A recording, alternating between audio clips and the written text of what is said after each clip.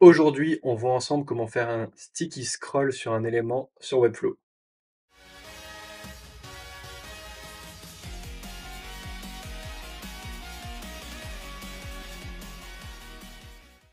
Hello, c'est Nathan. Donc, comme tu l'as vu en intro, aujourd'hui, on va apprendre à rendre sticky un élément sur Webflow. Donc, lorsqu'on va scroller verticalement.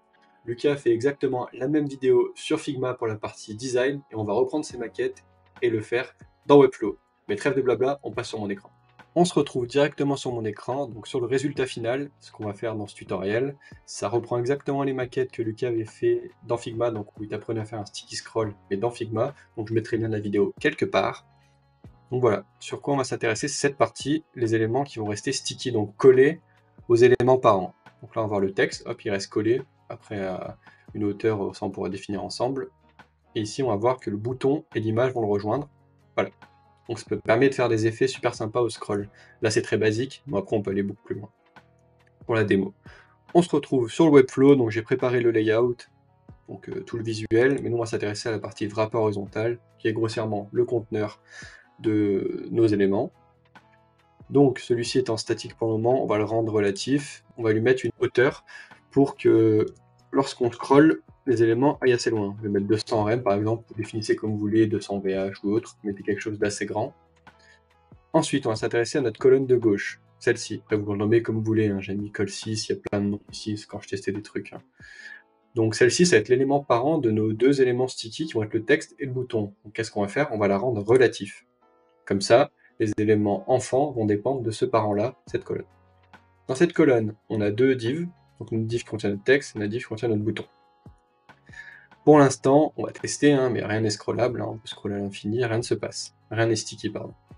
Donc prenons notre premier scroll stopper. Ici, bon, sur lui, on s'en fout un peu. On va se rendre à la partie position, et lieu que ce soit statique, on va le rendre sticky. Donc sticky en anglais, c'est-à-dire collé, gluant. Donc on va le rendre l'élément enfant collé à l'élément parent, donc la colonne. Rendons-le sticky. Ici, bon, c'était déjà préparé, on va remettre en auto pour pas biaiser la chose. Lorsque c'est sticky, on voit que c'est sticky à notre colonne 6, l'élément parent, donc très bien. Pour l'instant, testons. Ok, c'est pas sticky. Pourquoi? Tout simplement car on n'a pas encore défini d'éléments sur la position, ici de comment dire, padding vers le haut ou vers le bas. Mettons un exemple, on va mettre 1, juste pour que ça fonctionne. Et le texte est sticky. Pour l'instant, parce que c'est pas joli, il est vraiment sticky à 1 pixel sur notre colonne, ça rend pas beau. Donc on va mettre 200 pixels, pour bien que ça se voit. 200 pixels, ok, il est sticky. Et il est sticky jusqu'à la fin de la colonne. D'accord? Avec la colonne, nous, dépend notre élément parent. On va revenir. Notre colonne dépend de notre élément parent, qui est ce wrapper horizontal, qui a une 200 rem de hauteur. C'est pour ça qu'on affine la hauteur au fur et à mesure. D'abord, faisons les animations. Ok, on a rendu notre premier élément sticky, très bien. Le deuxième, c'est le bouton. Ce qu'on va faire pour rejoindre l'animation, le bouton, il n'est pas collé normalement à notre colonne, il est beaucoup plus éloigné. Donc on va lui mettre une grosse margin de, je sais pas, 82 rem pour voir jusqu'à ce que ça rejoigne notre image. C'est à peu près aligné, ok. Donc on va prendre ce bouton, et lui aussi, on va le rendre sticky. Sticky, bon, j'avais déjà mis 400 par exemple, pareil, normalement ce sera auto, là ça ne fonctionne pas. Après, mettons quelque chose pour qu'il reste en dessous du texte, donc 400. Donc là, les deux sont collés. Allez, mettons un peu moins même, 300. C'est 350. Mettez normalement, bien sûr, en rem, l'enfant pixel pour l'exemple. Donc très bien, notre partie gauche est sticky. Maintenant, allons sur notre colonne de droite qui contient toutes nos différentes images.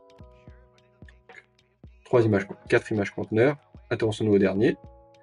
Celui-là, pareil, pour l'instant il est déjà relatif. Tout simplement, en fait, on va aller d'abord sur la colonne qui est en statique. On va définir l'élément parent relatif. Prenons notre image conteneur. Pour l'instant, il est relatif, donc il n'est pas sticky. Hein.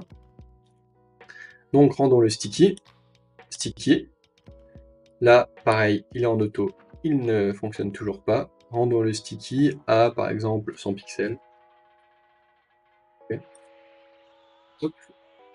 Et voilà, tout simplement. C'est simple. Hein. Donc après, pour définir la hauteur, comme on l'a vu, on a un wrapper ici qui a 200 rem. Si je mettais auto, normalement ça n'a pas fonctionné. Hein. Voilà, ça ne fonctionne pas. D'accord? En fait, il faut laisser la place pour que l'animation se fasse. Donc, mettons 200 rem. Mettons-nous en mode viewer. Hop, hop, hop, hop, hop. Et là, les deux éléments se détachent. Bon, à redéfinir le padding ici. On va corriger ça tout de suite. On va prendre notre scroll stopper, on met 350, mettons 400. Simplement, après, à vous de voir et d'affiner sur combien de temps vous voulez que ça, jusqu'où ça aille le scroll, le padding, etc. Donc voilà, en résumé, vraiment en résumé très rapide, d'abord un container, vous lui définissez une hauteur où vous voulez que l'animation va, le scroll va, donc une hauteur, définissez en VH, en RM, comme vous voulez. Ensuite, les éléments que vous voulez rendre statiques, d'abord leur élément parent, toujours en relatif, et après les autres éléments que vous voulez rendre justement sticky, pardon, pas statique, sticky, qui colle bien à l'élément parent, et vous lui définissez après une position comme vous le souhaitez. Par contre, en auto, ça ne marchera pas, donc définissez une position. Donc voilà, c'est tout pour cette animation. Alors on va publier notre résultat, et on va aller voir, et ça va rendre exactement comme l'autre animation. Si ça veut bien fonctionner, hop, papers free, tac, et là on scroll, et on voit que ça fonctionne, avec des écarts approximatifs, mais ça va définir après comme vous le souhaitez. Et voilà, tu sais désormais faire une animation au scroll vertical et en rendant sticky des éléments du coup au scroll vertical.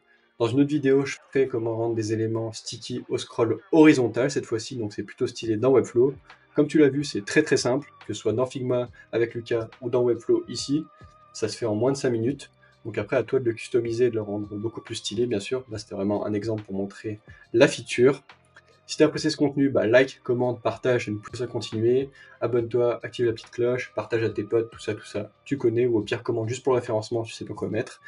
Nous, ça nous aide beaucoup. Si tu souhaites travailler avec nous, comme d'hab, les infos sont en description sur www.frame-ux.com. Et moi, en attendant, je te souhaite une excellente journée ou une excellente soirée. Je te dis à jeudi prochain. Ciao!